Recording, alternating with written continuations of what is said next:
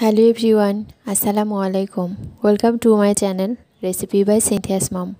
আপনারা সবাই কেমন আছেন? আশা করছি যে যেখানে আছেন সুস্থ আছেন, ভালো আছেন। আজকে আমি আপনাদের জন্য নিয়ে এসেছি কাস্টার্ড বান বা ক্রিম বান রেসিপি। এটা বানানো খুবই সহজ কিন্তু খেতে অসম্ভব মজার। চলুন তাহলে কথা না বাড়িয়ে তৈরি করি আজকের এই রেসিপিটি। এর জন্য আমি একটা হাঁড়িতে 1 কাপ দুধ নিয়েছি। দুধটা আমি জাল করে নিয়েছি। এবার এর মধ্যে 3 টেবিল চামচ চিনি দিয়ে নিলাম, 2 টেবিল চামচ কাস্টার্ড পাউডার দিয়ে নিলাম। এবার ভালো মতো একটু মিক্সড করে নিচ্ছি। আমি কিন্তু চুলা জ্বালাইনি, চুলাটা এখনও অফ আছে। চুলাটা অফ রেখে এটা মিক্সড করে নিতে হবে, না হলে দলা পেকে যাবে। এবার আমি চুলাটা জ্বালিয়ে দিয়েছি। কিছুক্ষণ রান্না করার পরে দেখবেন কিছুটা এভাবে ঘন হয়ে আসছে। অনবরত এভাবে নাড়তে হবে, না হলে নিচে লেগে যাবে।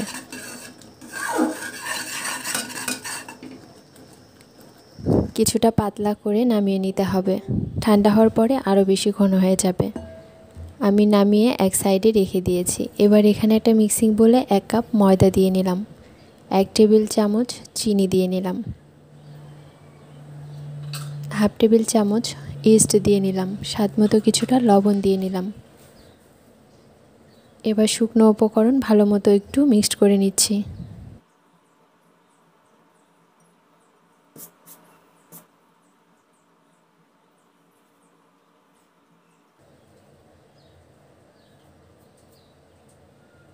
এবার এর মধ্যে কুসুম গরম দুধ দিয়ে একটা ডো তৈরি করে নেব। ডোটা খুব বেশি নরমও হবে না, খুব বেশি শক্তও হবে না, এরকম একটা ডো তৈরি করে নিতে হবে। উপরে কিছুটা তেল দিয়ে 5 মিনিটের জন্য রেস্টে রেখে দিব ঢেকে।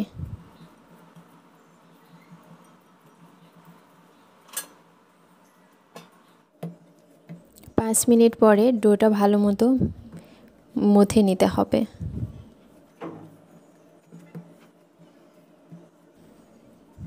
একটু সময় নিয়ে ভালো মতো মথে নেবেন। আমার মথে নেওয়া হয়ে গেছে। এবার আমি এখান থেকে লেচি কেটে নেব। আমি লেচিগুলো কেটে গোল করে নিয়েছি। এবার একটা বাটিতে উঠিয়ে 10 মিনিটের জন্য রেস্টে রেখে দিব। ফিরে আসলাম 10 মিনিট পরে। দেখতে পাচ্ছেন কিছুটা ফুলে উঠেছে। এবার এখান থেকে একটা লেচি নিয়ে রুটি বেলে নিব। রুটিটা গোল হবে না, কিন্তু লম্বা করে বেলে নিতে হবে।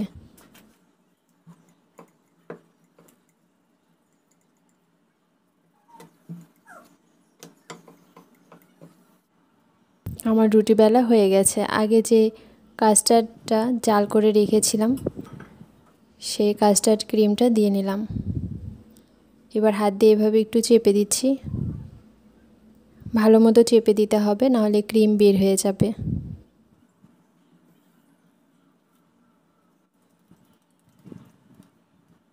এবার দেখার সৌন্দর্যের জন্য একটা কাটার দিয়ে একটু সমান করে নিচ্ছি।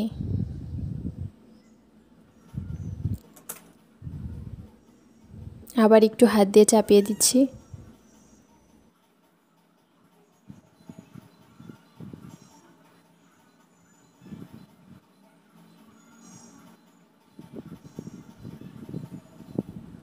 আমার একটা বানানো হয়ে গেছে, আর একইভাবে আমি সবগুলো বানিয়ে নিয়েছি। এবার চলে যাব চুলায়। চুলায় আগে থেকে একটা প্যান বসিয়ে রেখেছিলাম। প্যানের মধ্যে কাস্টার্ড বানগুলো দিয়ে নিচ্ছি।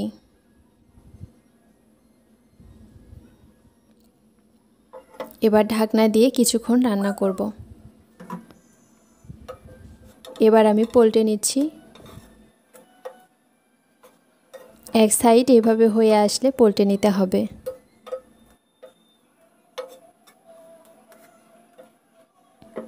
ঢাকনা দিয়ে আরও কিছুক্ষণ অপেক্ষা করব অপর সাইড হয়ে আসা পর্যন্ত।